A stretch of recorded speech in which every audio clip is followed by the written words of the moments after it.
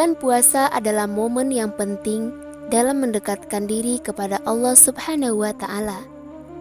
Dengan dilipat gandakannya amal ibadah selama bulan Ramadan, dapat menjadi motivasi untuk meningkatkan kualitas dan kuantitas ibadah, melaksanakan perintahnya dan menjauhi larangannya untuk Dia yang kita cintai dan menuju surganya. Siapa yang tidak ingin menjadi hambanya yang bertakwa? Puasa adalah salah satu cara untuk mencapai takwa tersebut.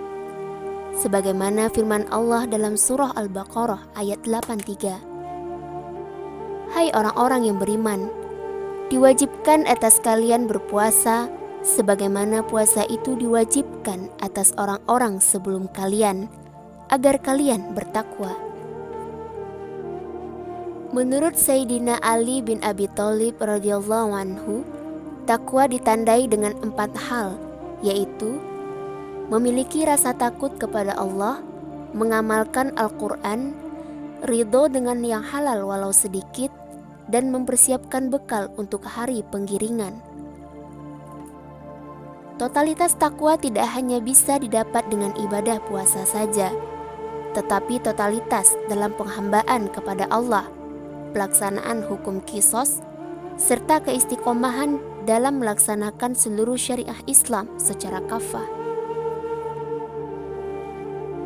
Oleh sebab itu, totalitas takwa hanya bisa dilaksanakan dalam kehidupan yang melaksanakan hukum syariah Islam secara kafah dengan pemimpin yang juga bertakwa kepada Allah.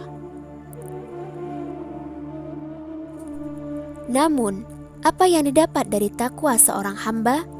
Tidak lain dan tidak bukan adalah surga yang menjadi cita-cita hidup kita. Tidak hanya mendapatkan surga di akhirat kelak, Allah pun menjamin 3 hal dari orang yang bertakwa, yaitu jalan keluar atas segala kesulitan, rezeki dari arah yang tidak terduga, dan kemudahan dalam segala urusan. Siapa saja yang bertakwa kepada Allah, Dia pasti akan memberikan jalan keluar bagi dirinya dan akan memberi dia rezeki dari arah yang tidak disangka. Dan Allah pun berfirman, siapa saja yang bertakwa kepada Allah, Dia pasti akan menjadikan urusannya mudah.